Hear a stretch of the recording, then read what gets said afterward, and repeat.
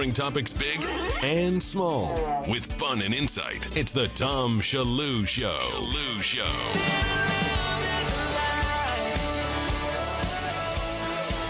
Tom Shillue, the third hour of the Tom Shillue Show.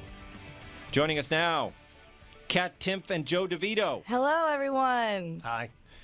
Kat Timpf, Fox News contributor, National Review writer, regular on Gutfeld, which I'm kind of a regular too, but I'm always in the video pieces. In the sketches, yeah. And Joe DeVito, stand-up and writer at Joe DeVito Comedy. Welcome to the show, guys. Hey. When you were coming in, I was talking about porn a lot, pornography, because I was fascinated. I love talking about porn because I think it's bad, but it's always difficult to talk it in a way that doesn't make you sound like you're a preacher or something. You know what I mean? Porn is everywhere. Okay, it's more morally acceptable than ever. It looks like the numbers are 43% of Americans say it's morally acceptable. And I would think the number would be higher. You're surprised that it's not higher. Interesting. Yeah. I mean, this Gallup poll came out with numbers that I thought were quite surprising. There were, for instance, out of 100, cloning humans, 16% say it's morally acceptable. 81% say no, okay?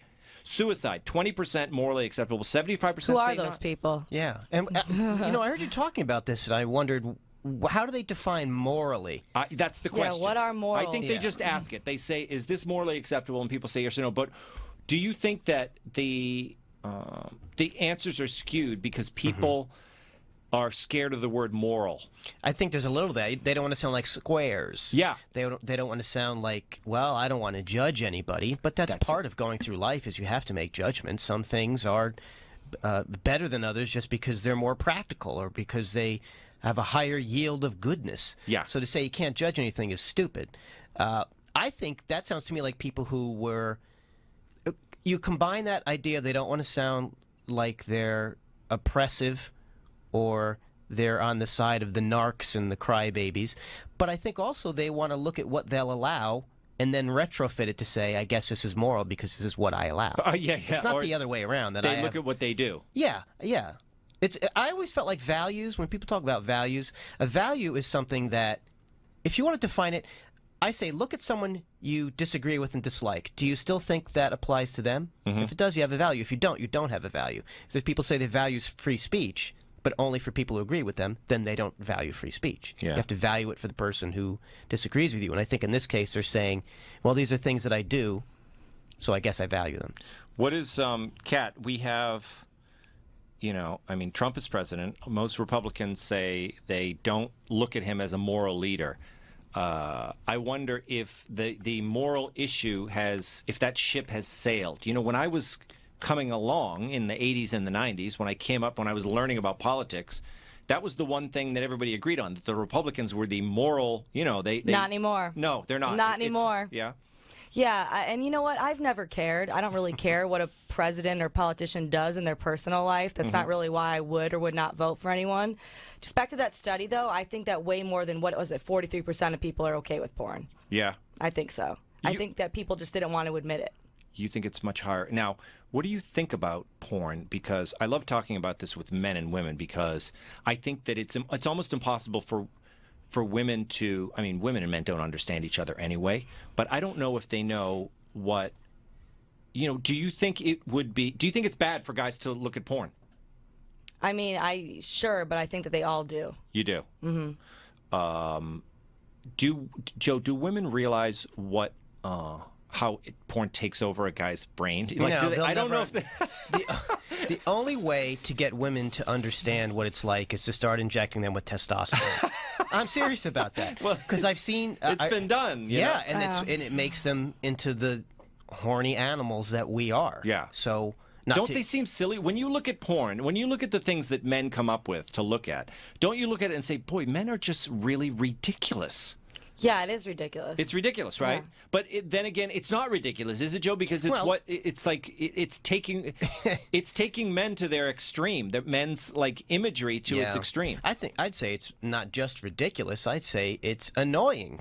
It's irritating to think that you can have this drive, and then you, in some ways, I understand when you look at people who try to purify them. Look at the Heaven's Gate people. It was like, castrate yourself, free yourself from this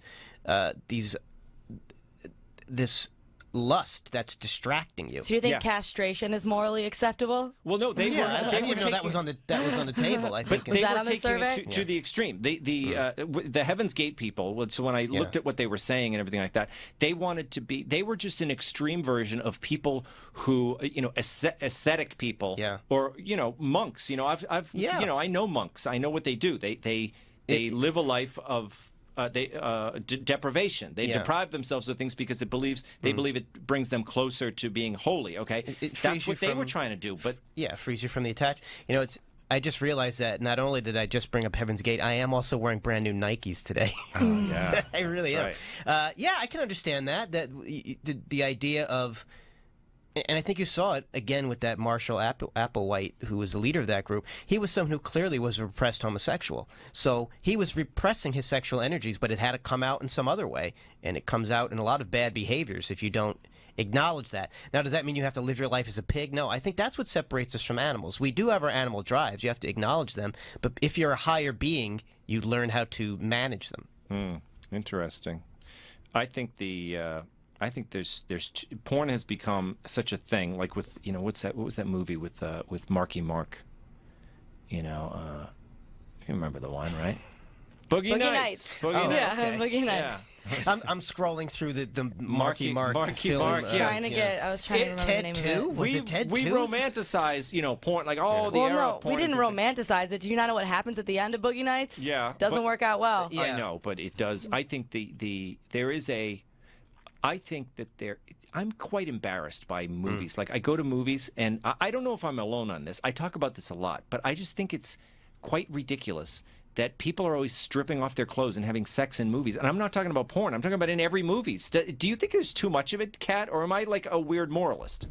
I would never argue the fact that you are a weird moralist. Yeah, exactly. I would never, ever argue. But do you get uncomfortable on a date when the two leads in the movie you're watching just, start having sex that looks an awful lot like pornography? You're assuming that I go on dates or to the movies, which I don't really do either of those things. You don't sit there with a popcorn on a first date? No, why would you go to the movies on a first date? You don't have to talk. I guess that would be kind of nice. Yeah. Yeah, I guess I get it now. But isn't it silly? I find it just as we're all in show business, right? I just think it's strange that we make actors have sex scenes. I think it's quite embarrassing.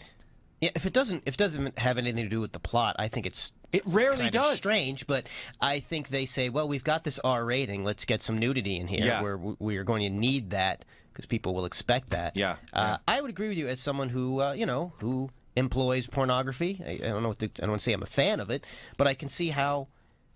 I don't want to call it a moral failing, but it's not great. It's not great for you. And the difference I'd say between this and eating a lot of fast food is that there is definitely some harm that happens to the people who make the pornography that the people who make your fast food aren't harming themselves. Yeah, yeah. It's a bad lifestyle, and I don't think that usually, like Kat said, that story doesn't have a happy ending very often. Kat, you wrote an article. Yes, I did. I always like, I do a little cat search before you come on. Nice. See what you're talking about. But I don't know about this because I want to get into so a kid was expelled for bringing bang snap noisemakers to school. So those are the things you throw on the ground. Yeah, and they used to be called party snaps. Yeah, okay. Party snaps. And they used to come in, a little cardboard box. Yeah, a little cardboard box. You throw the party snap, they make a bang. Now, outside, you throw a party snap outside, it makes a pretty loud snap sound and you scare the kids, whatever. But indoors, it's pretty loud. I'm like, now, do you think that this kid shouldn't have been suspended for this? He wasn't suspended. He was expelled. Expelled, He was expelled permanently. Yeah. Because he just had them in his backpack, and some other little dweeb told on him. Yeah. That because he brought them to the bus stop and was using them at the bus stop, and he thought he used them all, but there was 3 leftover ones in his backpack, and he got expelled forever. I'm with you. You know what? I don't know how I came along so quickly on this, but I totally... We just watched your face change positions there. I'm totally with you. It's ridiculous. I remember I threw one of these on the kitchen floor and scared my mother, and she was really she was really angry about it because it was surprisingly loud inside the home. But they're harmless. You can even pop them between your fingers and nothing happens to your hands. Really? Yeah. Doesn't even give you a burn? No. Yeah. But they're loud. I would say if he threw it on the ground and scared his teacher, I would say that he should get in trouble. But the idea that it's the zero tolerance when they find it in your backpack. Yeah, well, zero tolerance almost always is nonsense because things like this is a school's way of saying we're doing something about this. We may not catch the shooter, we may not stop the shooter, but we got this kid. Yeah, we got this kid. We got a kid who bit his Pop-Tart into the shape of a gun, and that was one of the stories where this kid, I would say, all right, maybe you say you get a day suspension just to put the fear in you a little bit, but an expulsion, it's nonsense.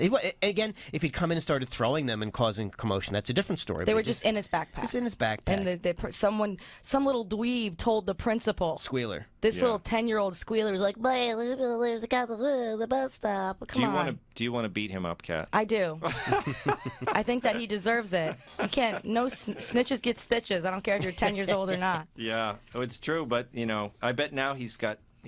He's like they made him the school monitor or something. Yeah, probably. He's got a sash and everything. It's typical security theater. It's just like in an airport. They make people who aren't any source of problems go through these gymnastics to justify their jobs. Yeah. Well, what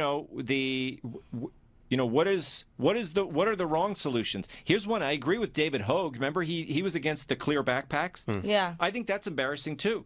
Yeah. You have these kids going to school and they all have clear backpacks. It's like how you're reminding them every day, all day, that they are being protected against a school shooter. It's like I don't want kids to be in high school to be thinking about school shooters every day, all day. No. Yeah. Even I was listening to some coverage of Parkland, and I heard one of the young women they were interviewing, and she said, and that's when I saw the school shooter, and it made me very sad to realize, school shooter is now a noun. Yeah. It's now in the lexicon.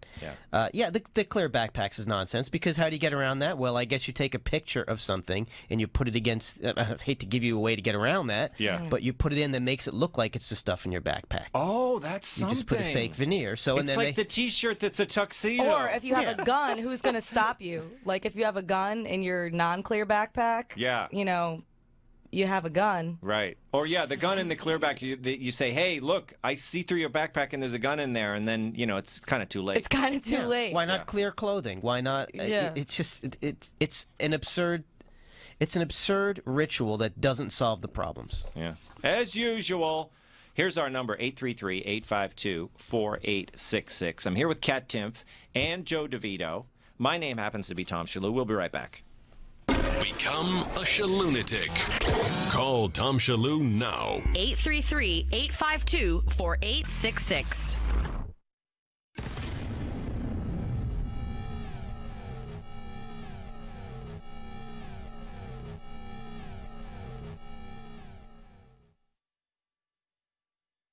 Individuals and businesses with tax problems, listen carefully. Do you feel like you're losing control over your finances? If you owe over $10,000 in back taxes or have unfiled tax returns, we can help you take back control. The IRS is the largest and most aggressive collection agency in the world, and they can seize your bank account, garnish your paycheck, close your business, and file criminal charges. Take control of your tax problems now by calling the experts at Tax Mediation Services and take advantage of the Fresh Start program and new laws that may allow us to negotiate a settlement for the lowest amount possible. Our team of tax attorneys and enrolled agents can stop collections and get you protected so you can take control of your financial future. Tax Mediation Services is accredited by the Better Business Bureau. Call now for a free case review and a price protection guaranteed quote. Call Tax Mediation Services now at 800-297-9821. That's 800-297-9821. 800-297-9821.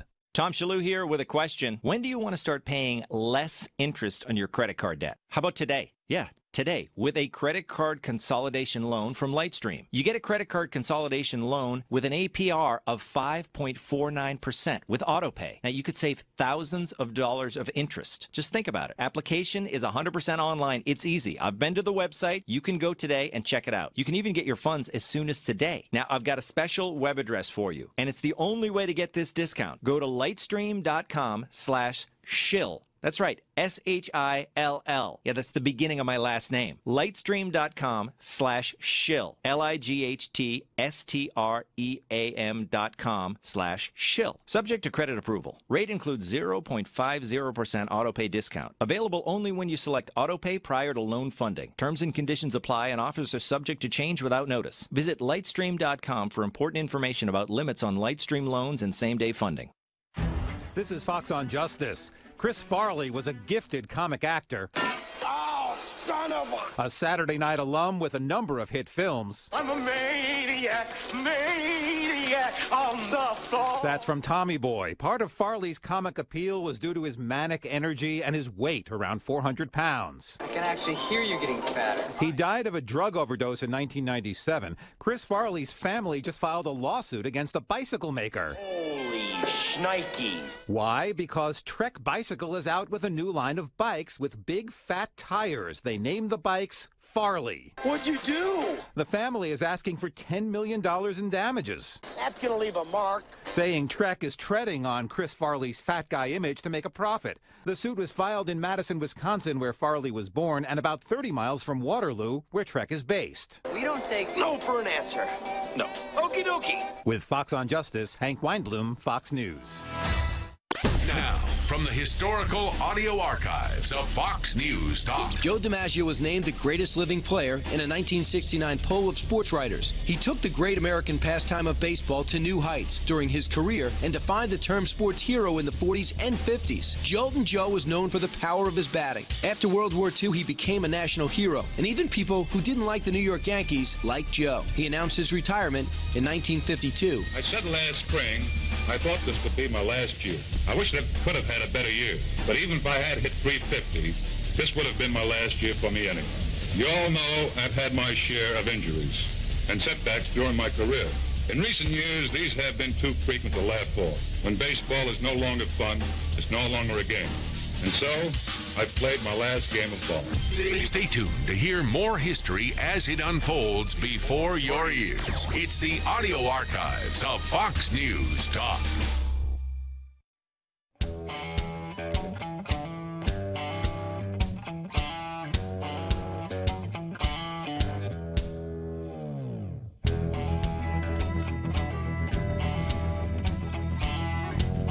Tom Shillue back with the Tom Shillue Show. We're here with Joe DeVito and Kat Timpf. Hello, hello. Your story was it in National Review? Yes. About the bank snaps? Yes. Or what we used to call party snaps. It's really generated a lot of controversy. Corey from Moscow, Idaho, welcome to the show. Hey, Tom. I agree with you and Kat, absolutely. And in fact, I think that this is un-American. Un-American? I agree. It's un-American because why are these things out now? Well, because it's June and we're approaching America's Independence Day. And this child obviously had lame parents who couldn't buy him good fireworks, so he has these things just to play with. And it's absolutely ridiculous. You can't do anything with these. They just make a loud noise. Yeah, and you know what else makes loud noises? Kids. I bet you that school is full of loud noises. Yeah, they're always making noise. You had the party snaps in your day, Joe. Did you have fireworks? They were illegal, but we were able to get them. Yeah, you could. I remember visiting my uncle in the Bronx, and we went down to the corner store, and he laughed because they'd just been bought by recent immigrants who just had the fireworks out on the counter. It's just totally illegal. Yeah, someone had to tell them, like, yeah, that's not legal. I agree with Corey. He makes a good point that this is like getting busted with sparklers. So not only do you get in trouble, but you're also kind of lame. Oh, yeah. Yeah. I grew up on a Native American reservation. Come on out. Oh, yeah, so you can do whatever you want. You can blow off Roman candles or do they still have M80s? That was always the cream of the crop, the M80s. My brothers and I used to have Roman candle fights. We would take trash can lids and hold them up and shoot them at each other. That seems inadvisable. That is really like that was in Corey, that was in pre-Jackass America. That's the way, you know, you had to make up your own things to do. Mm-hmm. Oh, yeah, I've been on fire many times. Yeah. Remember what I said earlier about testosterone? This is what testosterone makes you do when you're young. It makes you run at a loved one with a garbage can in one hand and a flaming Roman candle in the other. Whereas women don't do that. Women just tear each other down and give each other eating disorders. Yeah, they're mean girls. Yeah. We had we would go to behind the stores when the dumpsters, they would throw away their fluorescent lighting, and we would have lightsaber fights with the fluorescent lights, smashing fluorescent lights over each other. It's probably so dangerous. If you inhale that, you die. Yeah. And so a puff of smoke would come out when you smash the two swords together, and we thought it was wonderful, but I'm probably I'll probably come back to haunt me later on. Corey, thank you for the call. How about Kurt? Kurt in Fort Worth, Texas. Welcome to the show. Tom, Joe, Kat, what do we have, a bang snap terrorism surge going on? Is that yeah, exactly.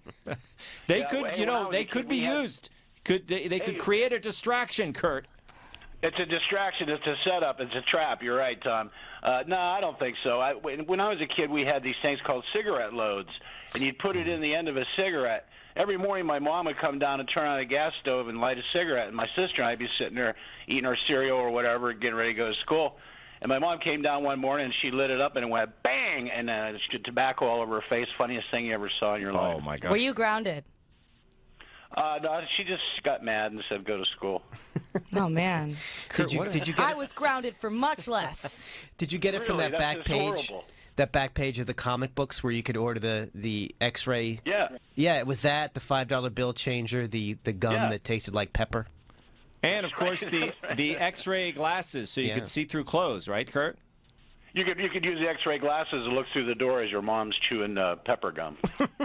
Kurt, your life growing up, with you, just a picture of you having breakfast and your mom lighting cigarettes on the gas stove. I mean, it's no wonder you were a Roseanne fan, Kurt. I actually was not a Roseanne fan, even the old show.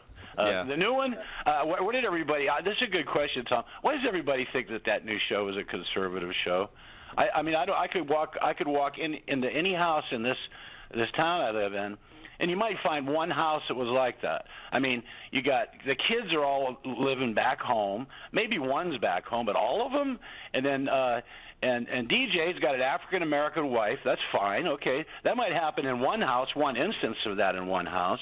But then also the child is a transgender or he's a cross-dresser or something, but he's a little different than most of the other kids, and they're encouraging it in Indiana, some little podunk town, where it's just going to be trouble for the kid, and that's a conservative household. So give me a break. It was a very progressive show, I guess, then, right? Yeah. And it just shows you that Trump's America loved it. This is like, it's like the Rainbow Coalition here in America. We'll be back.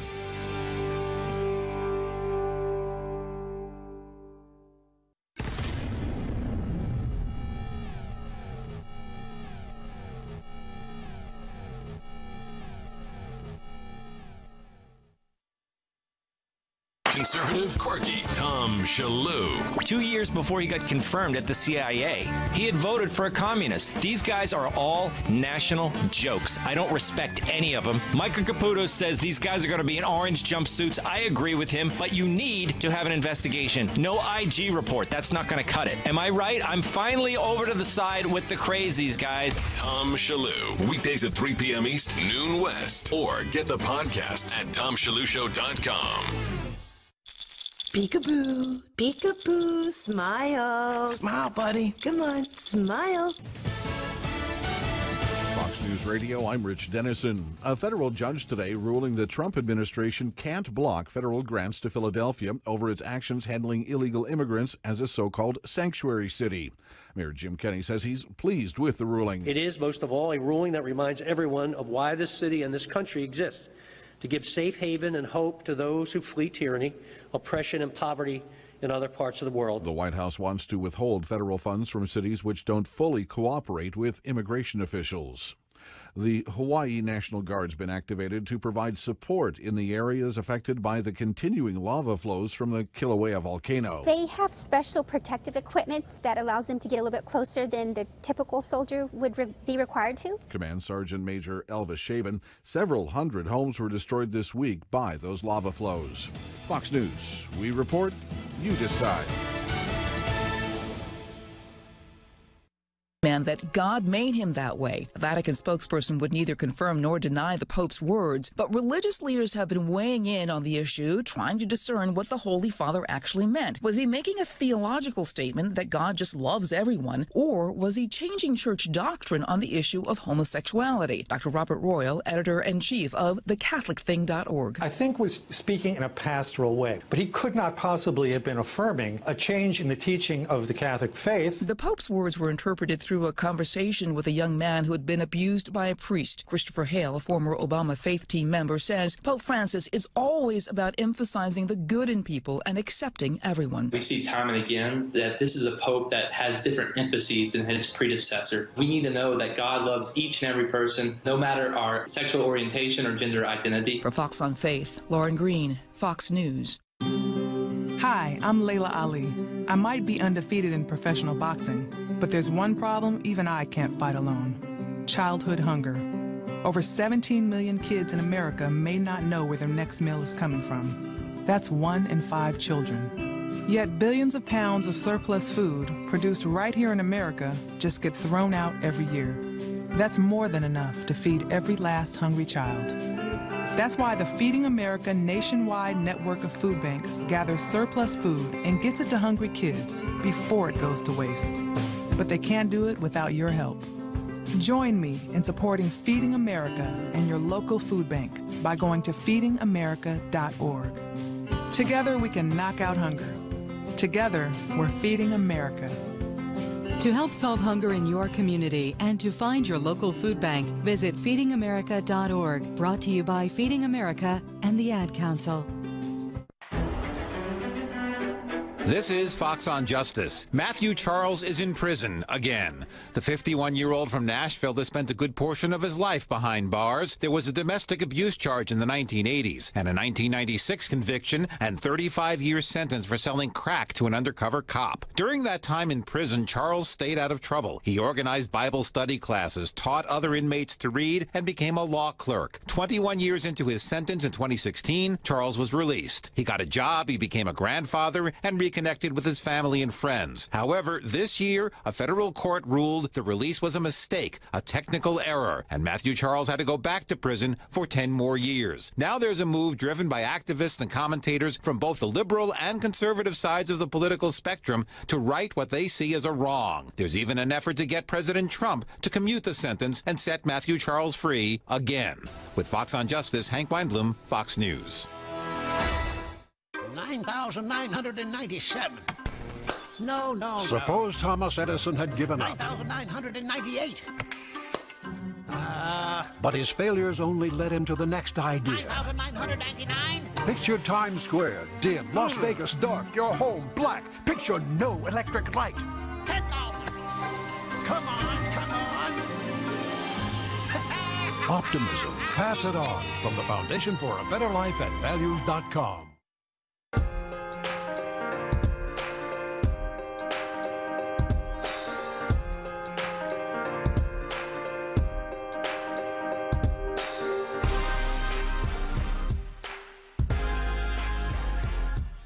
Call 833-852-4TOM. That's 833-852-4866. Tom Shillue back with the Tom Shillue Show. Here with Kat Timpf and Joe DeVito. So Ocean's 8, are we excited or what, guys? Finally, a film with women in it. No, come on. Why? They're going to remake every movie with all women in it. I've kind of had it. You have? Yeah, I haven't seen any of them. I didn't see the Chick Ghostbusters or whatever it was. Ghostbusters Chick Edition. Yeah. Whatever it was called. Didn't you want it? Wasn't it empowering? You know, women busting ghosts? It made no difference in my life whatsoever. Listen to this. Once Daphne is inadvertently on board, we can then get the necklace out of the Cartier vault, hack the Met security system, thank you, Nineball, and infiltrate the gala, considered to be one of the most exclusive... The most exclusive party invitation in America. Joe. Stop paying attention. Planning a heist. Women can plan heists just like men can, can't they, Joe? Well, I think it says a lot about income inequality because it's Ocean's 11, but what is it for women? It's Ocean's 8. That's 75%. You're right. Even in the movie titles. you don't think if they just ponied up the same amount of money, then they would only divide the pie 8 ways and maybe they'd make more money, but I bet they didn't. Well, you can't have Oceans 2. Yeah, I know. Oh, that might be pretty good. I don't know. By the way, Kat, I think the Ghostbusters was called Ghostbusters for Her. Yeah. Lady Ghostbusters. I don't. These just seem like such joyless experiences. They seem like homework assignments. Now you must go see the female version, or you're not in the club anymore. Well, I think they are saying that part of the marketing is, well, let's see. The Kate Blanchett she threw a little girl power at it. What took so long? Like, it's 2018. We finally have I an thought you meant action. how long did it take us to get ready? Every passing year. But can you believe it's 2018 and we finally have this? We finally have an all-woman cast in an action-packed heist. You know, ensembles of women just don't sell. You know, it's just lazy thinking. Who thinks that? Who thinks they don't sell? Lazy, stupid. Men on men. They don't think that anymore. Aren't you all living proof of that? I mean, well, we'll see. We'll see. You think it's going to make money? I hate movies in general, so it's not that I just hate women. I just don't like movies in general. They're too long. Did you see Ocean's 11 with the fellas? No, I didn't. Oh, that was fun. They had a heist, but I think guys love. The original Ocean's 11 was Frank Sinatra. It was a total guy thing, right? They were like superheroes of guyness. Yes. This time around, it's interesting logic to think, it's going to get women into the theaters. Get that horrible George Clooney out of here. Nothing women hate more than looking at that George Clooney. Get him out. Well, look, guys love to see it, Frank Sinatra and Dean Martin do their thing in Ocean's 11. They also like to see Brad Pitt and Clooney, because guys are like, hey, I like watching guys heist. Do women like watching women do a heist? Do they really, or is they just saying it's about time? The idea that it's 2018... is it about time for that, or who cares? Yeah, it's about time we have a transgendered remake of The Odd Couple. I guess. I don't know. Is that what time it is? Let me take a look at my watch. It's a very specific time. So, yeah, I don't know. To me, is it a good movie or not? And I'm not saying it won't be, it can't be. Maybe it is, maybe it isn't. That should be why you decide to go see it. Again, they just seem so joyless that you have to show up and get your attendance credit. But the idea, it was interesting in that clip. It said the overall sense was women do not need to be restricted by traditional gender definitions. That was kind of what that little clip you played told us. Right. But the joke at the beginning was, I thought you were saying it took us so long to get ready. Yeah. No! Because, we're always picking out shoes. Well, which is it? Is it the stereotype, or are you... But this I see with a lot of these weird feminist things of this nature, where they want a combination of I'm a victim and I'm a superhero. Well, which are you? Yeah. If there's a market for female heist movies, make them. Make a bunch of money. It's not the first time this has been done. There was the one that had Queen Latifah in it a couple years ago. Yeah. And there was what about Wonder Woman? She's a wondrous woman. I don't like superhero movies. But that movie did well. It did. It made a lot of money. Are you sick of the people in the capes? I heard there's a new Joker coming out, and I'm thinking to myself, don't we have enough Jokers? The good guy just always wins in the end, and if not, it's actually a cliffhanger, and then the good guy wins in the next movie. Like when Superman dies and comes back to life. Give me a break. Yeah, yeah. Yes. Once Christopher Reeve turned back time by flying around the world, I thought, I can't devote any more energy to this. Because if Superman has that power to change the time, then you don't need any other power after that. So why would I get invested in anything that happens in a Superman movie if he can just fly backward and rewind and get a do-over? He was really powerful. I mean, they talked about the speeding bullet and everything like that, but Superman was so much more powerful than, for instance, Aquaman, who was a great swimmer. But well, don't pick. Come on. What? Don't pick on poor Aquaman. Well, the other men, all the other men and women superheroes. I mean, Wolverine was pretty powerful, but Superman was ridiculous. He was like a god. Yes, yeah. So, Andrea, speaking of gods, speaking of of warriors and victims at the same time, speaking of everything. No, that's more accurate. Yeah, definitely not of deity status, but victim, sure, warrior, debatable. Are you going to go see it? Ocean's 8. Probably not. It's really starting to hit the bottom of the barrel because Ghostbusters, they did the all-female reboot, which was bad enough, but this is more downstream and ridiculous because, as you mentioned, there's the Frank Sinatra version. Then they had the successful reboot. Now it's a spin-off of a reboot. It's too far removed. There's no originality. There's no point in going to see it. There was pushback on the Ghostbusters. I think a lot of the nerdy people who loved Ghostbusters, they thought it would sully the great Ghostbusters tradition or something like that. Kat, you've had run-ins with these people. Like, for instance, these Star Wars guys. Oh, yeah. Annie Bundle, she's an Asian woman. She was in the latest, not the latest Star Wars, not the Solo, but the one before that. I thought she was great. She had a great character. My kids loved her because she was kind of this spunky little weirdo, and she, you know who I'm talking about, the young Asian girl who... Yeah, I saw in the poster. Yeah. And she got a lot of hate online from the Star Wars fans, and it reminded me of, when you lashed out at the Star Wars people, and they really came at you hard. These nerds. They got death threats. It wasn't just like I'm going to kill you. It was emails like, I will be at your house in Brooklyn at 8 a.m. and there's nothing you can do about it. It's not even creative. No. They didn't even say, like, I will take a lightsaber to you. Oh, some did. They did. They talked about putting lightsabers places also. They did. Yeah. That's not nice. But at least they're using the Star Wars canon. Yeah. But say, like, it seems to mean more if they say, I'm going to beat you to death with an Ewok, then you think, okay, at least they're trying. Yeah, they're using the Star Wars imagery. Andrea, are you... I think that Kat should have used her writing skills for evil and threatened these Star Wars nerds with an all-female reboot. Yeah, that's such a good idea. Nothing would have made them more upset, probably. Well, fight fire with fire. That's my philosophy. And that is the... I don't know if that's the way that's done in the Force, though. The Force isn't fight fire with fire, I don't think. Well, Andrea's also an arsonist, so you do have to give her that. They don't know about those felonies, Joe. I only told you and Tat. You don't argue with results. But we joke about the all-female Star Wars to get them mad, but part of the attacks on Annie Bundle were they called them racist Star Wars fans because they were making Asian references to her or whatever. But I think that a lot of the Star Wars nerds, they thought that they were being too, that they were trying too hard to be politically correct with the new Star Wars. Have you heard about that, Kat? No, I haven't. Like women and minorities in all the roles and everything like that. But do you think do you think these people are just crazy? They talk too much? The Star Wars people? Yeah. I mean, some of them really, had some choice words for me for a very long time. So I don't doubt that their criticisms were completely inappropriate. Yeah. Whatsoever. Nerd culture is a little bit, it's ascendant, Joe, but I think it's like, I think we need to roll it back a little bit, don't you? Smells. Yeah, it smells bad. It smells bad. Army of the Stinky. Comic book guy from The Simpsons. The guy Food on their shirts. Yeah.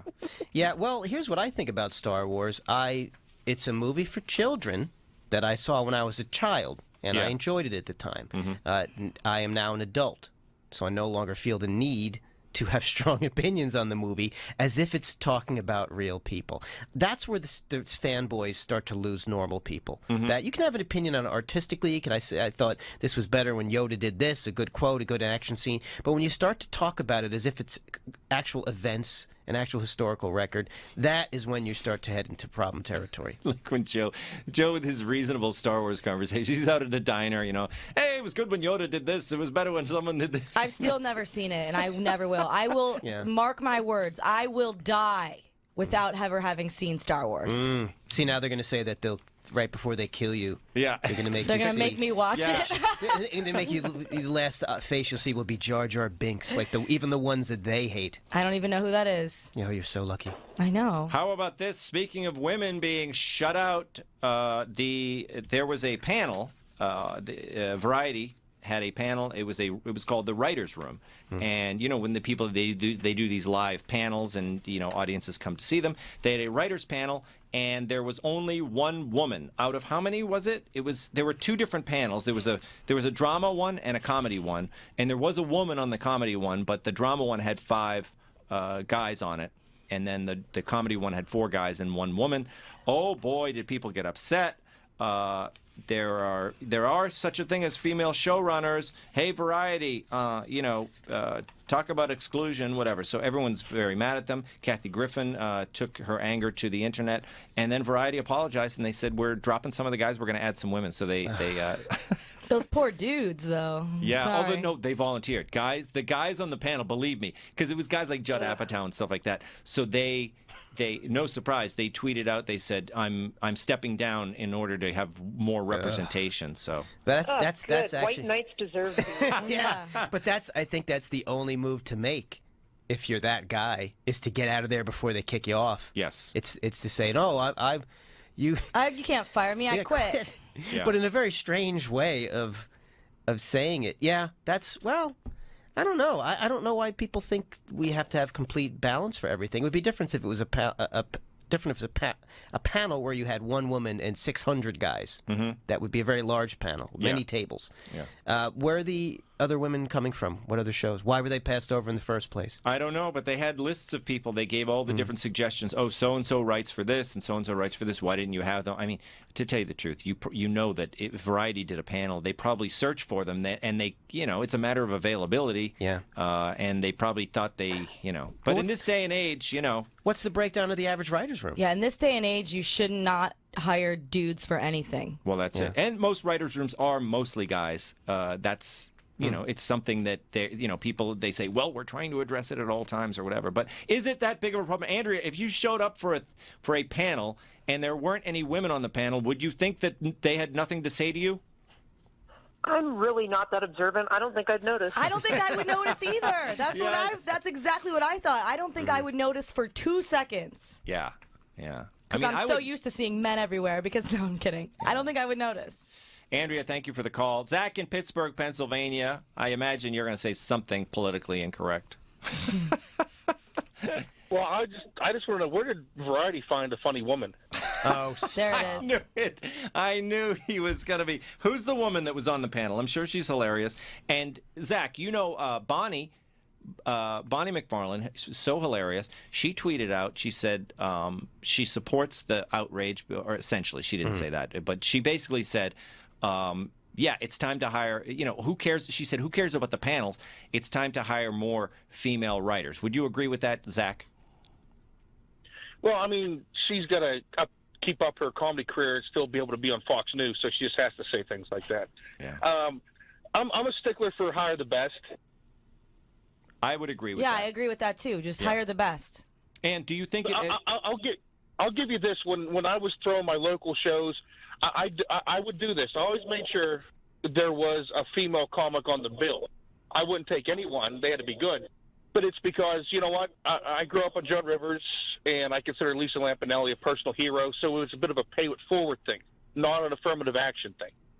Well, I would think that too. Joe, I mean, it's like a cliche in the stand-up biz. You would have a show, and then oftentimes there's a black comic on the bill, there's a woman on the bill, and sometimes they feel like they are the token representative. I mean, it's kind of, they do have a point, don't they, sometimes? Yeah, well, because in the show formula becomes white guy, black guy, woman, and wild card. Like that fourth one is maybe homosexual. Yes. Yeah. Well, I think you don't do anybody any favors if they come to the show and the people you've put into those slots are not good comics. Right. That's what it's about. You have to be able to deliver.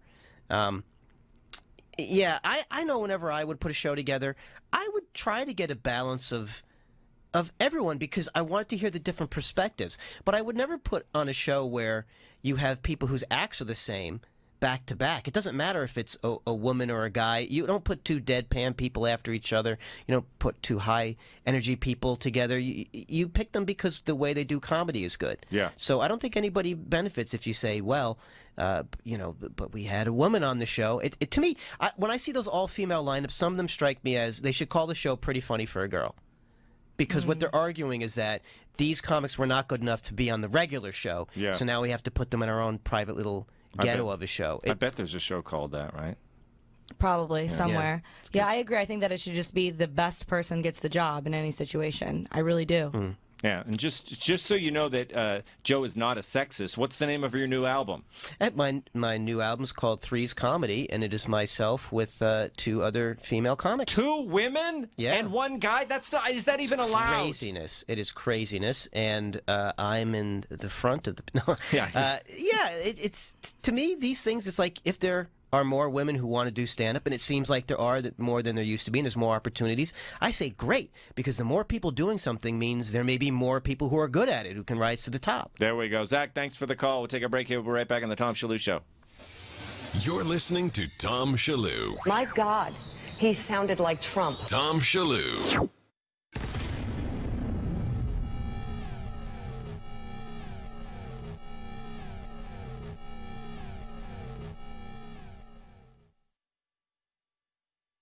Here's a special message for those of you who owe the IRS at least $10,000 or more in back taxes. The IRS has special programs in place that could eliminate or reduce your tax debt by thousands of dollars. Call the Federal Tax Management Helpline that has been set up for you, 800-233-8540. Stop the wage garnishments, levies, and tax liens now. Once you've qualified and enrolled, the IRS will stop all the collection activities against you. These unique programs have been allocated to help the economy and significantly reduce or eliminate your tax burden. The IRS is currently accepting reduced settlements and other favorable programs. You may qualify for substantial savings, so get the help you need. If you owe more than $10,000 in taxes, call for free information and to see if you qualify. Take down the number now for the Federal Tax Management Hotline, 800-233-8540. That's 800-233-8540. 800-233-8540.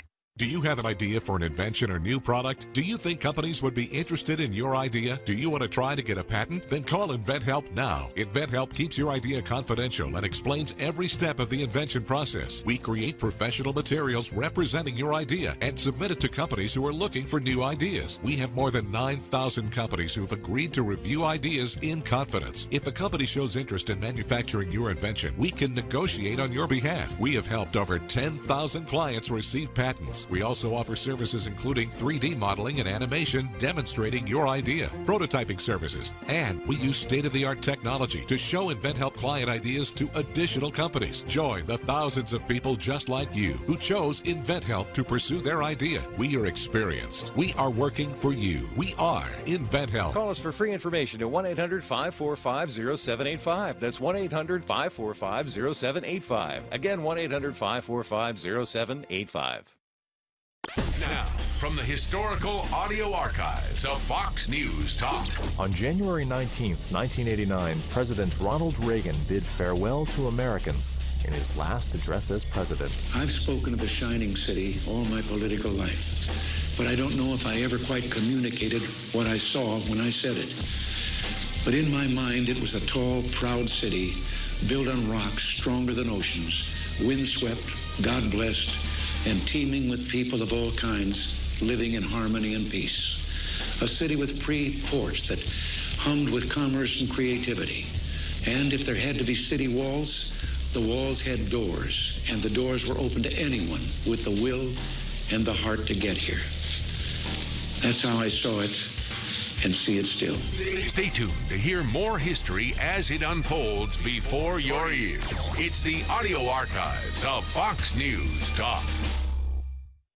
The Dean's List with Janice Dean. A dentist from New Jersey makes the Dean's List for making his patients smile. A viral video featuring Dr. Eyal Simchi from Riverfront Pediatric Dentistry has been seen millions of times because of the dentist's methods of calming his young patients in the office. He calls it the magic ball of light. The technique is just one of Dr. Simchi's many methods to make his kids feel less scared. From blowing bubbles to magic tricks and stuffed animals, it's pretty clear to see that his no-tear techniques work very well.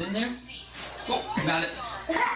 Not only are the kids delighted by the trick, but hundreds of other adults watching the clip are puzzled by the illusion. We don't want to spoil the secret, so we'll keep the answer to ourselves. Bye! Bye! Thank you, Dr. Simchi. Your patients are lucky to have you as their dentist, and we want to learn more of your magic tricks. You made the Dean's List. Janice Dean, Fox News.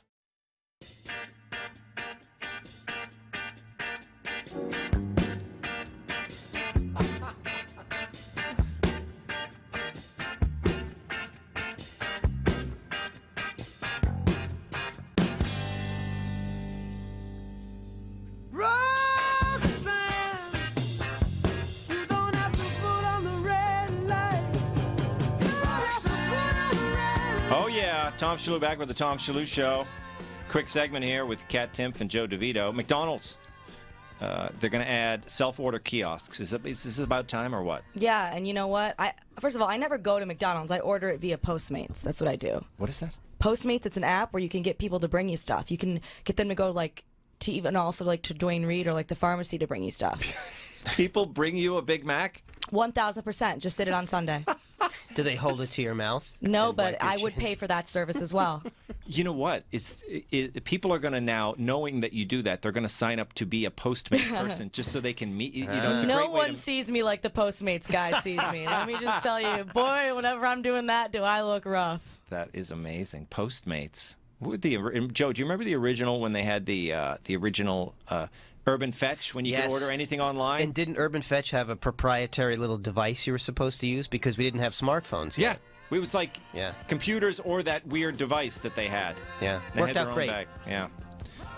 Joe DeVito, thanks for being here. Kat Timpf, I'll probably see you. I'm sure I'm shooting something for Gutfeld this weekend. Yeah, you probably are. Yeah. This is the Tom Shillue Show. Actually, you are. Yeah. I am? Yeah. We're on Kennedy tonight. Yeah, we're on Kennedy tonight. Yeah. Dana Perino, I think that trust is becoming the most important factor in news. Harris Faulkner, Our responsibility is to ask the questions that are difficult and to demand answers of those people who are in power. With the experience I've had in working at the White House, I think I'm better able to understand what's going on behind the scenes. I'm part of that machinery at Fox News that works so hard to make sure that you not just know it first, but that you know it correctly. on Fox News Channel, real news, real honest opinion. Fred Bear on Fox News Channel. Every day I wake up and I think, who knows what's going to happen? Not only through the day, but in the next hour. We're 24/7 news, but we're really down to the minute. So our job is to cut through the talking points, no matter the party, no matter the ideology, to try to get the bottom line truth of the day. You take a deep breath, you realize you're in the moment, and do your job. On Fox News Channel, real news, real honest opinion. It feels like you're frozen, petrified. You're struggling with your mortgage payments.